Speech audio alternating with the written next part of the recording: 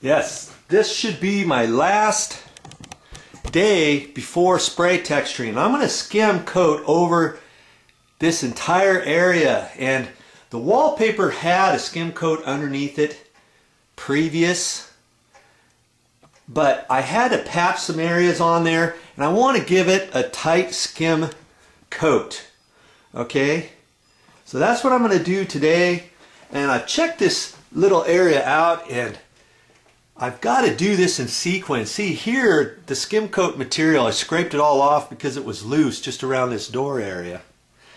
And so I want to do this in sequence. I want to skim coat that area first because there's still lots of ridges. This is right where the spray texture was initially, so I want to put 2 coats of skim coating material on there. And they're going to be thin coats right there and right there. Okay, so I'm going to put a first coat on those areas first so that that can be drying. Then I'll work around the window area, you know, because that's going to take a little bit of time. So I'll work around the window area here too.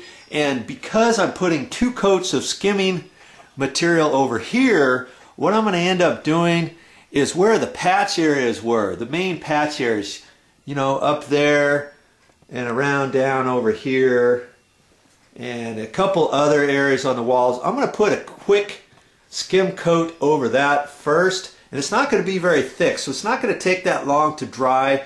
I'm going to hit those areas next. Then when the first coat of skim coating material dries, then I'll skim over the entire area. Okay, and I'm going to do that all in one day, and you know what? If I can do it, you can do it.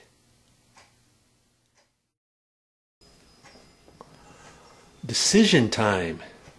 Now that I put the thin coat of all-purpose joint compound on my patch areas, you see how it's already drying? I haven't been off these walls but only a few minutes because I started over here before I started on all the other patches. It went rather quickly and it's already starting to dry. The deeper areas, I did the deeper areas like up in here, you know, this whole line up on the ceiling. I've done that first and it's already starting to dry, so that's good. Okay. I don't have to wait for my entire project to get done before I do this. I do all the other walls first, and that'll help this dry before I do this ceiling area. I'm always thinking about my project. I went around the windows, and I don't have to do the windows again, so put that on nice. I don't have to do a tight skim on that anymore. I did that last after I skimmed out all my other walls. Now see over here in the kitchen, because I had to skim out this entire area, I've got to let that dry. I put a little bit more mud on there because I had to cover the existing spray texture, okay? So that is still drying, as well as up above this window. That's still drying. Well, I don't have to do on the edges of the window or the top edge of the window, just only above the window I have to do now.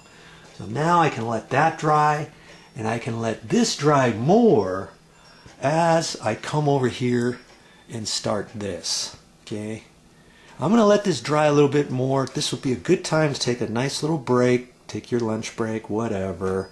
When you come back, this will be ready for you. That's our afternoon project. We're going to skim out these walls.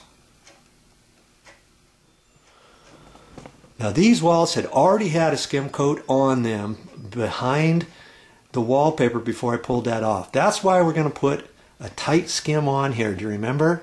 Tight skim, so I hardly have to put any mud on here, so that's going to be nice and easy. I won't have to float it on there and kind of build out the wall and try to be careful with my coat and all that. I'm just going to put it on there tight. You know, wipe it on, wipe it off. Now I just wanted to briefly show you something about this sheetrock mud. This is all-purpose joint compound, and the box is about that size right there. And I opted to get a box of mud instead of a bucket of mud. You can get a bucket of mud about that size over there, But then it's really super heavy to cart around, and I didn't know how much I was going to need. It's cheaper to get a little cardboard box, but the problem with the cardboard box is if you work directly out of the cardboard box, once the mud starts drying around the edges, you put that plastic back in there. See, it comes in a plastic bag. Here's the plastic bag. I folded it over the edges, and then once you get done with your mud, you put this, you put the plastic bag back in there, you know, and all the flakes get back in your mud. So before I went to lunch, I took just a separate piece of plastic and I put it over that to keep it so it wouldn't dry out. Okay, now I can peel that back, dip in there, fill up my my plastic sheetrock pan, and away I go. Maybe if I need to put a little bit of water in it, I can.